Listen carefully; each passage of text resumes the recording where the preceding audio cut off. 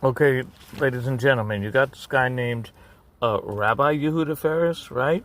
He's been in Berkeley 45 years, so he knew this cancer patient for like 35 years. He knew his younger brother for 40. And what did he do as soon as the guy died?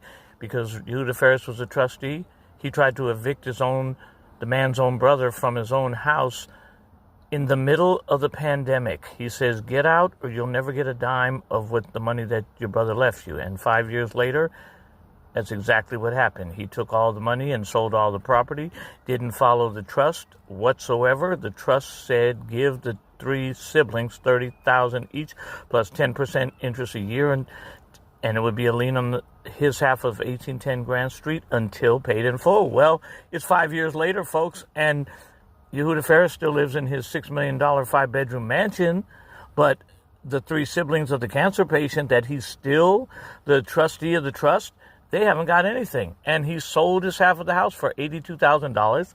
And here's the proof that he tried to evict him smack dab in the middle of the COVID pandemic. So he tried to kill the guy's brother by evicting him and hoping that he would die of COVID by exposure living in the street. I'm serious. Look at this.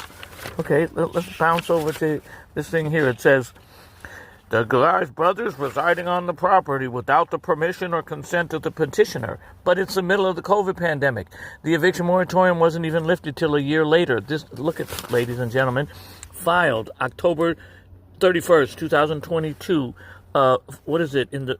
For Yehuda Ferris, trust of the man who died. So it says, he's living on the property without permission or consent of Yehuda Ferris or the other owner of the property. Can his share of the estate be charged the attorney's fees for evicting him? So they're saying, get the hell out or we're going to charge you. But where's he supposed to go in the middle of the pandemic? He says he remains on the property. After the settler died in 2022, his brother remains on the property. Of course, where else was he supposed to go?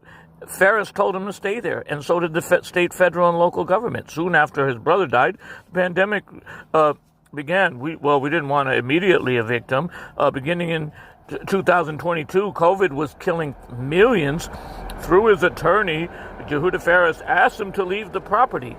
Where are you going to go in the middle of the pandemic? In May of 2022, he was given until July 22 to vacate. Thanks a lot, right? However, he refused to leave the property because there's an eviction moratorium, because the government was saying, don't leave, you could die of COVID. And then it says, well, Ferris is informed and believes and alleges that he's got a mental health condition that contributes to his belief that he's the rightful owner. What does that have to do with COVID-19? And the settler's daughters, who never spoke to him,